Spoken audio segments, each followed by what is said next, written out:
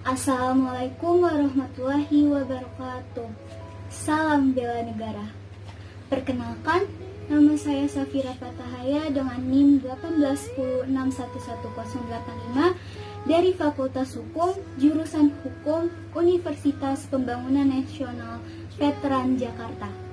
Pada kesempatan kali ini, saya akan membahas mengenai topik Yakin Pancasila sebagai ideologi negara.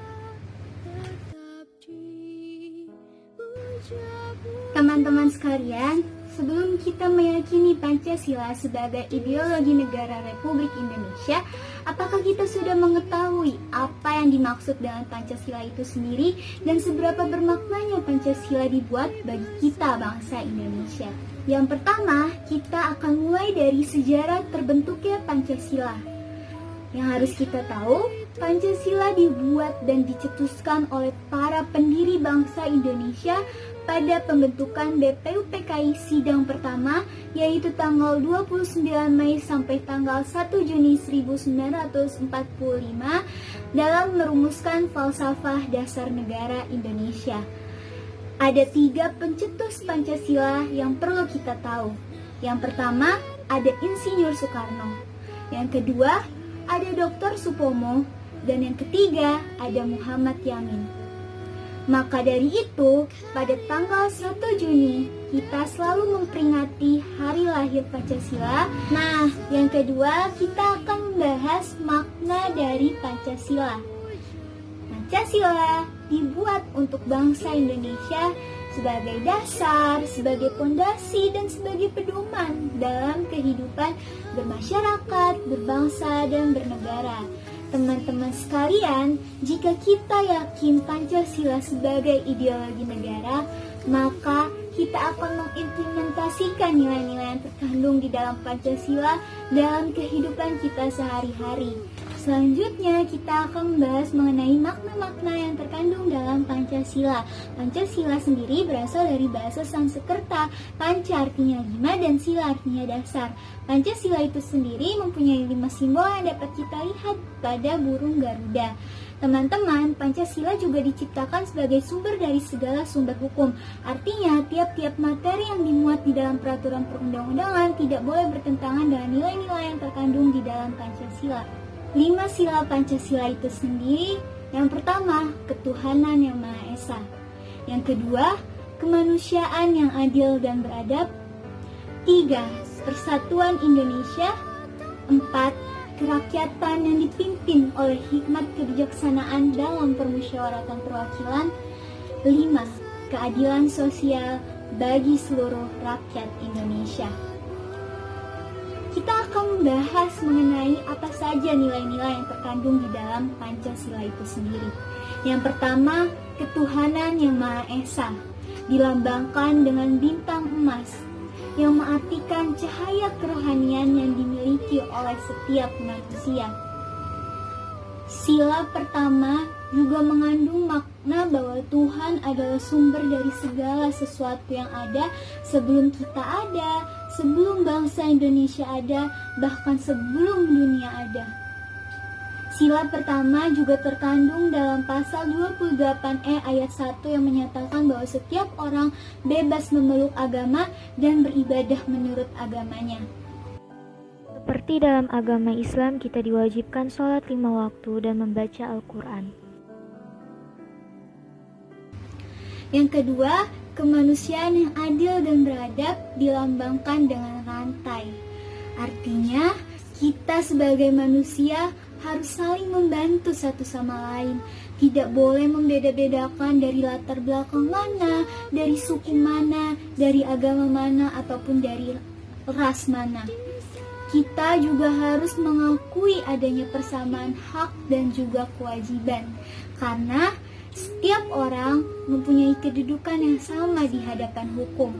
Pasal 28J ayat 1 menyatakan bahwa setiap orang wajib menghormati hak asasi manusia orang lain dalam tertib bermasyarakat, berbangsa, dan bernegara. Sila kedua adalah hormat dan sopan kepada orang tua. Yang ketiga, persatuan Indonesia yang dilambangkan dengan pohon beringin dengan akar menjalar. Mengartikan bahwa kita sebagai manusia tentu mempunyai latar belakang ekonomi, sosial, budaya, agama yang berbeda-beda, tapi jadikan perbedaan itu sebagai langkah menuju persatuan dan kesatuan. Sebagaimana yang diamanatkan dalam pasal 36A, yang berisi tentang lambang negara ialah burung Garuda dengan semboyan Bhinneka Tunggal Ika. Bhinneka Tunggal Ika artinya berbeda-beda tetapi tetap satu jua. Berbeda latar belakang tetapi tetap menjunjung persatuan dan kesatuan. Wujudan sila ketiga adalah dengan cinta terhadap produk dalam negeri. Yang keempat, kerakyatan yang dipimpin oleh hikmat kebijaksanaan dalam permusyawaratan perwakilan, dilambangkan dengan kepala banteng. Teman-teman, banteng adalah hewan yang suka berkumpul, sama halnya dengan manusia yang suka berdiskusi, melakukan musyawarah untuk mencapai mufakat, memutuskan suatu permasalahan-permasalahan secara bersama-sama, serta menghargai perbedaan pendapat di dalam musyawarah itu sendiri.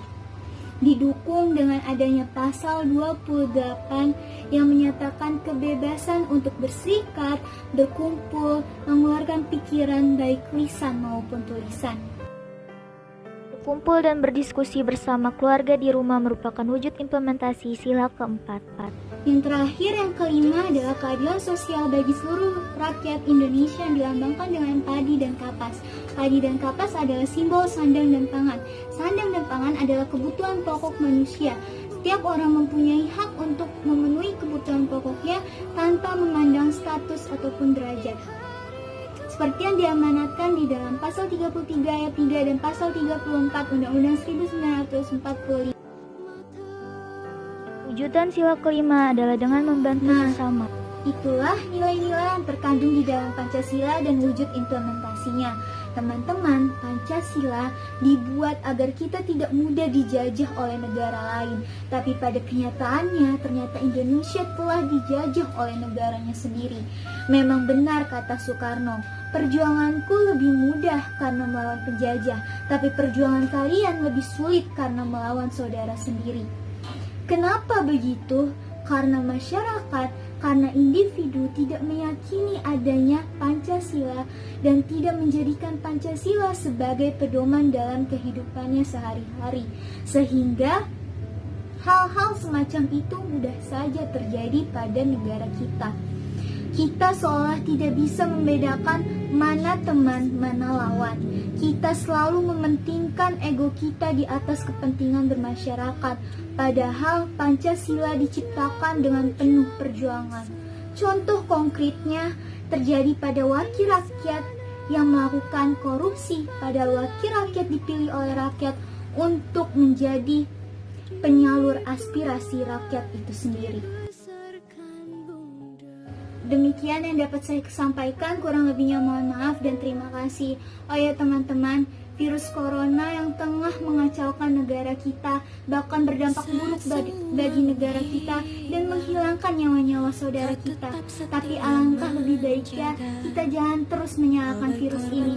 Kita bisa mengambil hikmah dari pandemi ini seperti lebih memaknai sebuah hubungan, lebih dekat dengan keluarga dan bisa lebih belajar bersabar.